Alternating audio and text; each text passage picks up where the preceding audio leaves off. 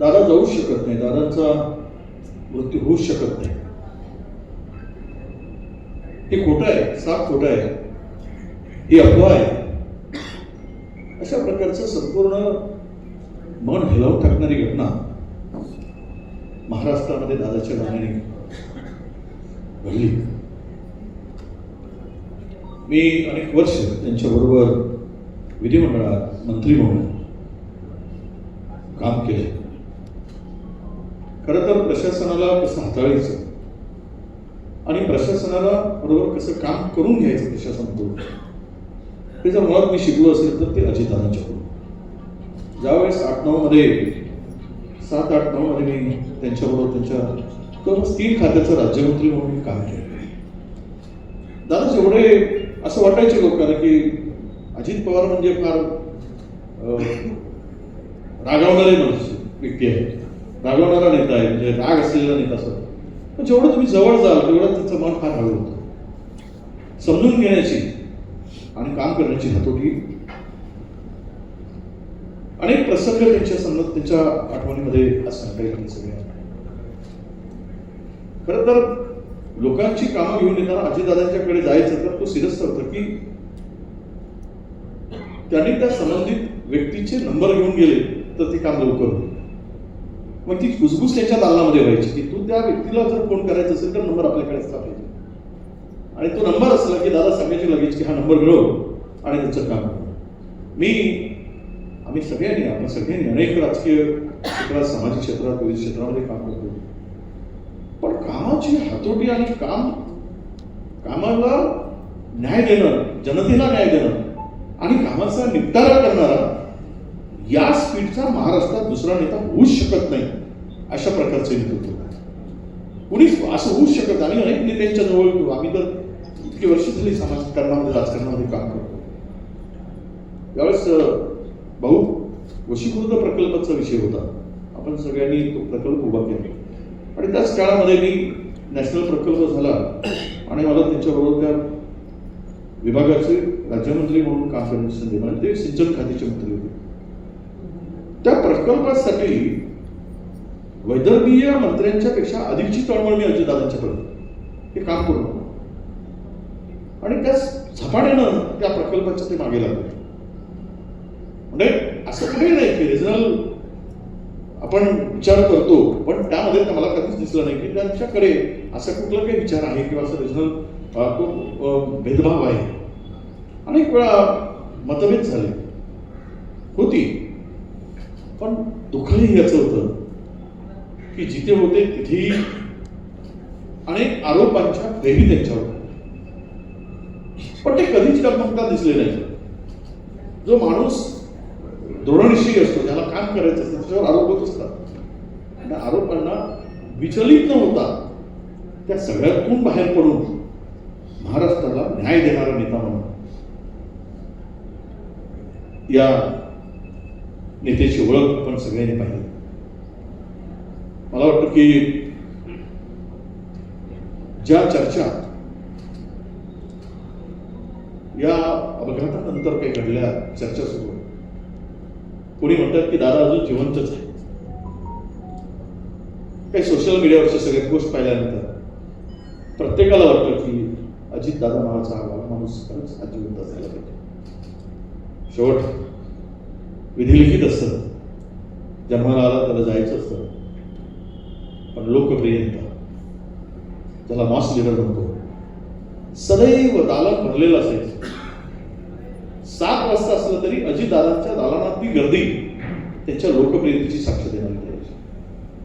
म्हणजे आणि सामान्यातला सामान्य माणूस, म्हणजे मी अनेक त्यांच्यावर काम करणार, गरीबातला गरीब माणूस गेला तरी त्याचं काम तेवढ्याच तळमळीने करणारा नेता.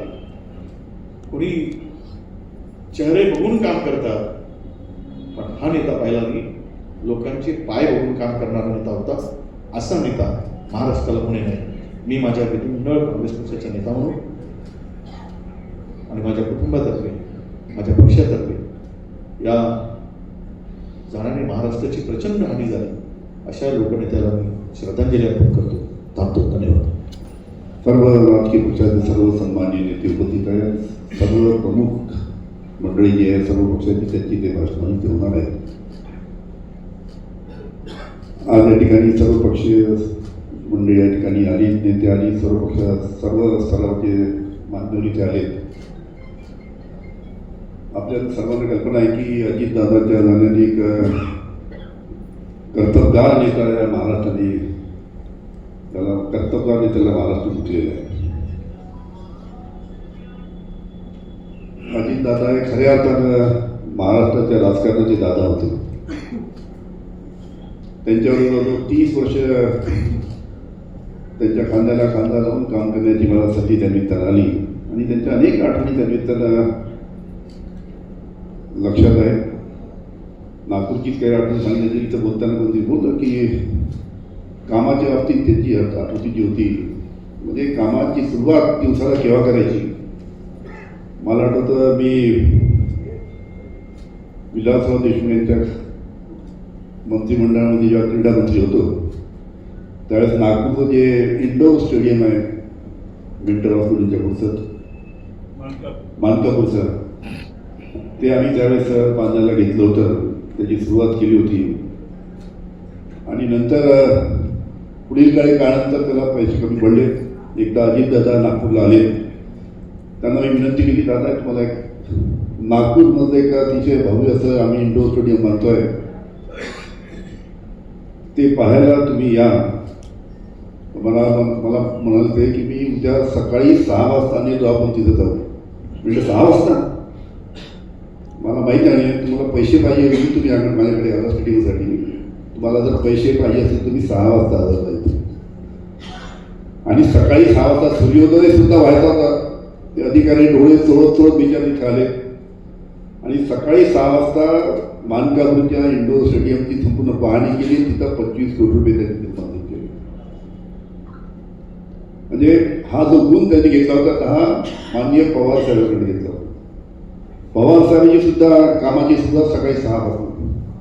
या नागपूर शहरातली मला घटना आठवते की या ठिकाणी जे आपलं क्रिकेटचं स्टेडियम आहे आपलं दामटा स्टेडियमसाठी ते त्यांनी आर्थिक मदत पवारसाहेबांनी केली होती. शशांक मनोहर होते. एकदा दामटा स्टेडियमचं बांधकामाचं काम जेव्हा चालू होतं त्याला पैशाची आवश्यकता होती तेव्हा शशांक मनोहरनी माननीय पवारसाहेबांना विनंती केली की साहेब इथे पैसे कमी पडतात. त्यांनी सांगितलं म्हणजे आपण सकाळी जाऊ. ते म्हणजे 6 बरोबर त्यांनी दिली. शशांक मनोहर बरोबर 5:45 वाजता साहेबांच्या कॉटेजवरती हजर होता. मी शशांक मनोहरनी साहेब गेलो, तिथं पाहणी केली आणि जी काही पैशांची आवश्यकता त्यांच्याकडनं, ते त्यावेळेस क्रिकेट बोर्डाचे अध्यक्ष होते, शशांक मनोहर इंटरनॅशनल क्रिकेट बोर्डाचे अध्यक्ष होते. त्यावेळेस त्यांनी आर्थिक मदत केल्यामुळे ते स्टेडियम त्यांनी आणू शकतो. म्हणजे सांगायचा अर्थ की कामाचा झपाटा माननीय शरद पवार साहेबांनी घेतला होता.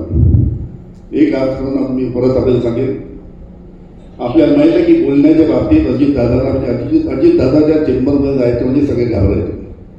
आणि खास करून जे आमचे राष्ट्रवादीचे कार्यकर्ते होते अजितदादाच्या चेंबरमध्ये आपल्या कार्यकर्त्याला घेऊन कधी जात नव्हते. एकटं जायचं, एकट्याची जायचं की उद्या जर दादांनी जर आपल्याला सगळ्यात रागवले तर हेच आपले कार्यकर्ते गावात जाऊन सांगतील अरे आपल्या नेत्याला तर दादाने खूप धाडलं दिलं.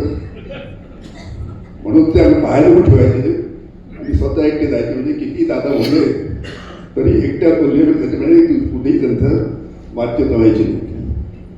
हा त्यांचा जो स्वभाव होता. मला आठवतं पुण्याच्या गेस्ट हाऊसला एकदा मी थांबलो होतो.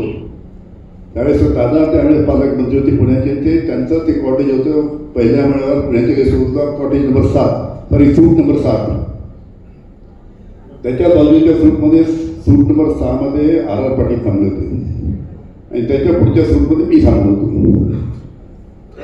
त्या दिवशी संक्रांतीचा दिवस होता आणि आमच्या काही कार्यकर्ते माझ्याकडे संक्रांतीचे लाडू घेऊन आले. मी काही लाडू पाहिल्यानंतर मला दादाची आठवण आली. मी आर पाटलांकडे गेलो. आर पाटील साहेब आपण दादांना हे तिळगुळ दिलं पाहिजे. आम्ही दोघेही त्यांच्या सूटमध्ये गेलो, सूट नंबर 7 मध्ये. दादा बसले होते. म्हटलं दादा हे तिळगुळ घ्या, आमच्याशी गोड बोला आणि महाराष्ट्राची सुद्धा गोड बोला. आणि त्यांनी तिळगुळ घेतलं आणि मलाही ते आता त्यांनी निवडून दिलं म्हणजे तुम्ही विदर्भातले लोक फार गोड बोलता म्हणून तुम्हाला मी कमी देतो आणि मी जास्त देतो. असे मिष्किन दादा अनेक किस्से त्या निमित्तानं मला या ठिकाणी आठवतात. त्यांच्या जाण्याने फार मोठी आणि महाराष्ट्राच्या राजकारणी साथ झाली आहे. आपण सर्व इथे मंडळी आलं त्यामुळे आपला आभार मानत असताना अधिक आता पुढची भाषण ते होणार आहे. आपण सातत्याने सर्वांनी ऐकण्याची विनंती करतो. तुला एक असं होतं दादांना आपण श्रद्धांजली द्यायला उभा झालो हीच मूळ विषय न पडणारा विषय म्हणाला आहे. पण नियतीचं आहे, येणं आहे जाणं ठरलंच आहे. अशा परिस्थितीमध्ये दादा जावं असं कोणाचे कल्पनेत दूर दूरपर्यंत नव्हतं. ही वस्तुस्थिती काही नाकारता येत नाही. दादांसोबत सहवास झाला, मंत्रिमंडळामध्ये सुद्धा काम करण्याचा संधी प्राप्त झाली, राजकीय सुद्धा बरंच प्राप्त झाली. विरोधी बाकावर बसतानाही दादाचा सहवास त्याला लाभलेला आहे. एक कर्तबगार व्यक्ती, कामगार व्यक्ती, फरकड मत मांडणारा पण वेळेचं ज्ञान ठेवणारा कटाक्ष असा व्यक्ती. त्या व्यक्तीला मी स्वतः सुनील नात्याने व्यक्तीच्या मी त्याला श्रद्धांजली करतो. आपल्या शब्दात